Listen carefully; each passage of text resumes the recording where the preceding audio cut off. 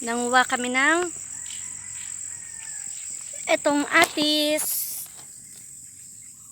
At ito konting rambutan kasi ayan, kinain na ng bunso ko sa Denver yung rambutan. Di pa kasi hinog lahat.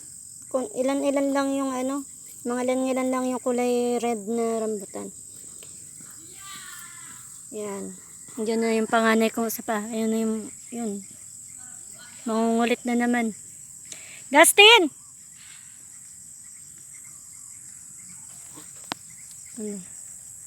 Ito sila, malayo eh. Nandito ako sa may mga tanim. Ayan, ito yung aming tanim na saging. Yan, tinanim ni Master. Ano yan, natundan. Tsaka, ang alam ko may, sa baba yun or yung,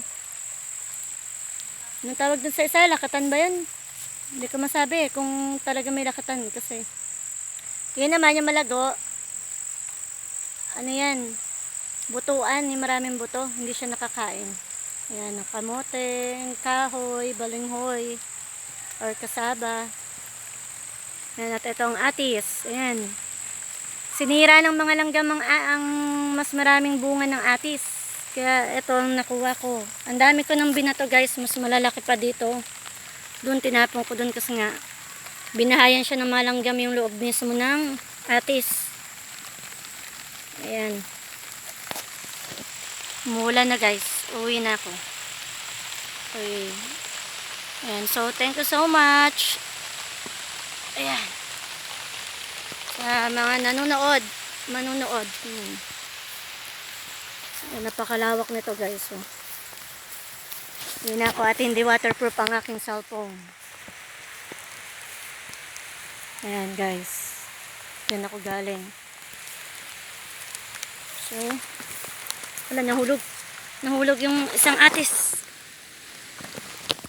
Iniwan ako ng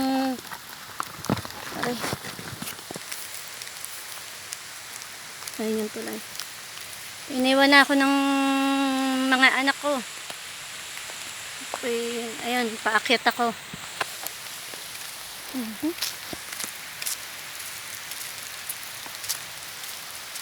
Daming ito yung mga natuyo na sa ginrascatter niya ng Ayan kasi hindi matuloy-tuloy yung pagligpit kasi puro ulan guys.